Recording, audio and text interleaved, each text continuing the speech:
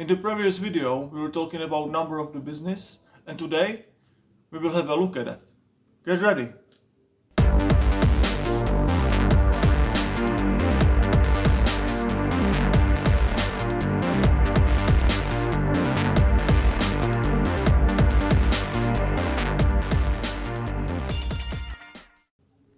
Hi, my name is Oli from Failures to Grow channel, where we talk about finance, visions, opinions and others, and maybe a fairy tale will come in the future. Today I want to talk about balance sheet, which is necessary for you as investor to know how to decide where to put your money, which means every company shares balance sheet with people to show the financial health of the company. For today I have a list to make sure that I will not forget something, because I want to make it really good. This is not only about principles, this is real stuff. And under the video in the comments I will share a financial statement, which is balance sheet of a company from Yahoo Finance. So you will see the things that we will talk about in the video. Disclaimer: in this video there is no financial advice. This is just for fun and education. So, on the balance sheet you can find what? Numbers of certain company. Between the numbers are assets.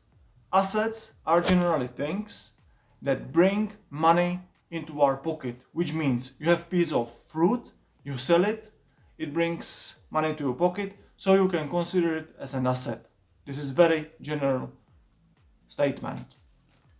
In the balance sheet, you will find assets as inventory. What is inventory? For example, this TV is inventory because I use it for the business. It doesn't bring money necessarily, but it's part of the business, and when I need, I can sell it, I can turn it into the money. So it is asset, it is inventory. It can be machine, it can be car, it can be also a knife, for example, when you do business with food. It can be your computer, anything that you use for the business.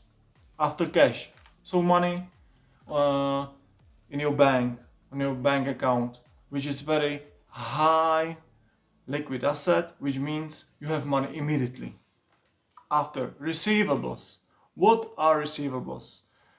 Money that somebody owes to you, for example, for your service. You know what I mean. Somebody will pay you 50% for the service, and after they owe you, for example, another 50%. So this is called receivables.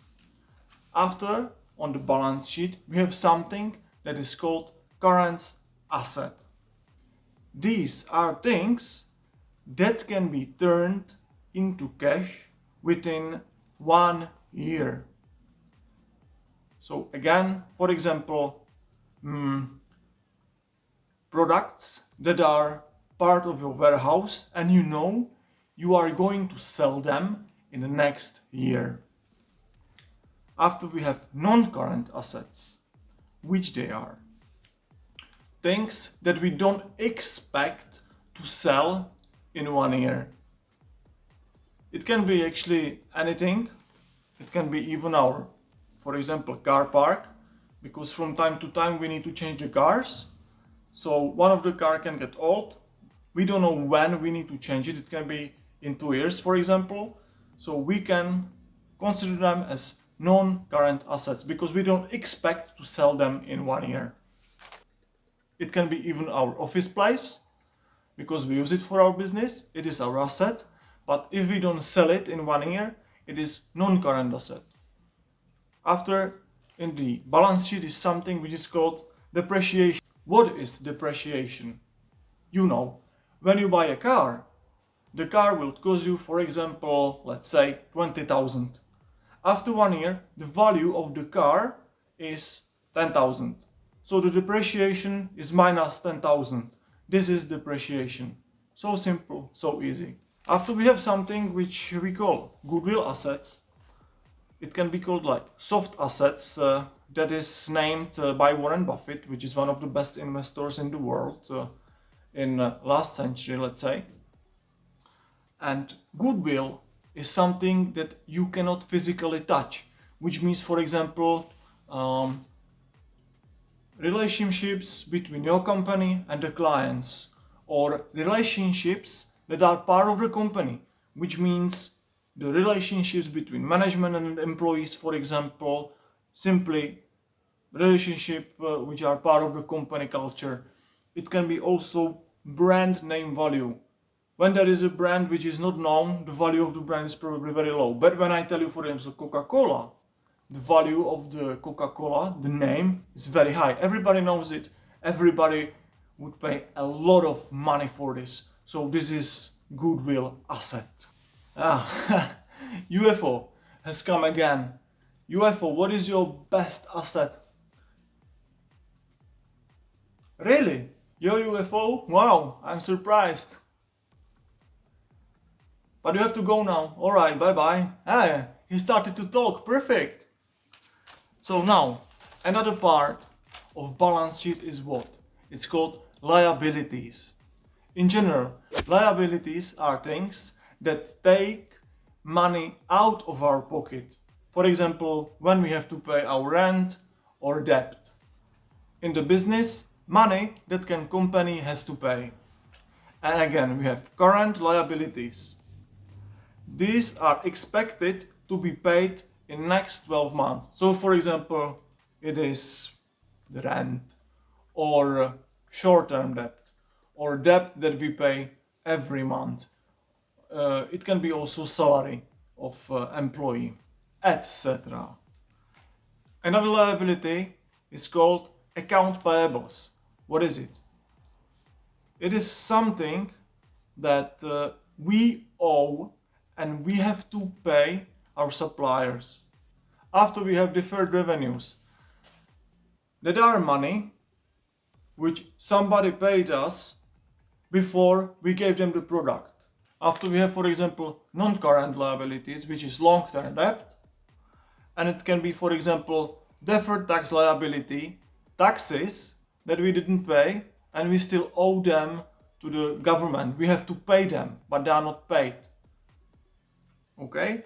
And after, when we count all of these things all together, which means we will take all the assets minus all the liabilities, it will equal total equity, which is number that's supposed to be in plus, so positive. Sometimes it is even negative. It depends on the business. So this is another thing. We were talking about defensive industries or defensive businesses, or healthcare, for example, or food production, or accounting, or let's say, for example, it can be even insurance company, and many of them. The total equity supposed to be plus. When you see company which is in minus in this total equity, that is something which is like little stinky maybe. But there are many very good companies which are in minus in the term of total equity, and they are still good for you as investors. It depends. So there is pro and con, And now there is time for another disclaimer. I am not an accountant.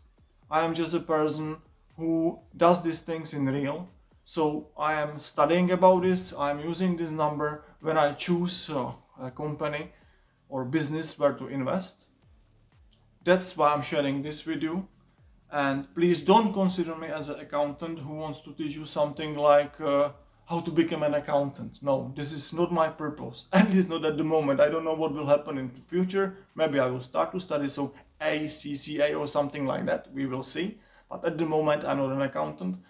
I'm just a semi-professional who has part of my income from investment. So I'm sharing the things that I already know and I believe I can provide them to you. But it is not financial advice, and also it is not something that will bring you, for example, like diploma. It can help you, but it won't. It is not like a professional education. It is more fun, entertainment, such an education, because I like to share the things as I believe I understand the financial literacy, and I want to share it between people in all the world and even universe. This is what we were talking about before. Maybe you would ask yourself, but look, you are talking, for example, about Bitcoin, and Bitcoin doesn't have balance sheet. And yes, this is perfect question from your side, and you are totally right. Bitcoin doesn't have balance sheet because Bitcoin is not a company. Bitcoin is what? Bitcoin is a currency similar to, for example, USD or Euro. And I guess you never seen a balance sheet of USD or Euro currency. So this is the same. When you buy USD, the value of the USD goes up and down. Euro the same, up and down. Bitcoin up and down. What is the difference between them? That the fact that Bitcoin has no inflation, it is limited compared to normal fiat currencies. So for today, it was about balance sheet. I will try to make another video which will explain you how to work with balance sheet, how to read it. This is only what it means, but how to use it in real. So that is even possible to predict what will happen with the company. The prediction is based on the balance sheet because the companies are sharing the numbers quarterly or yearly, depends. So you can, for example, read, couple of years before, so you can see how the company goes. So this is what I'm gonna share with you, how to use it, how to read it. And for today it's everything. Please subscribe this channel, make like, comment, because it is very necessary. I need really know your thoughts, or when you need to ask anything that I really want and I really like to share with you. I mean, I want to answer anything you ask or anything you want to know about this topic at the moment. I will be really glad when you do it. You can also visit my Patreon. You can read some articles at www.fromfailerstogrow.com. And for now, thank you, have a good day, bye bye, and see you next time.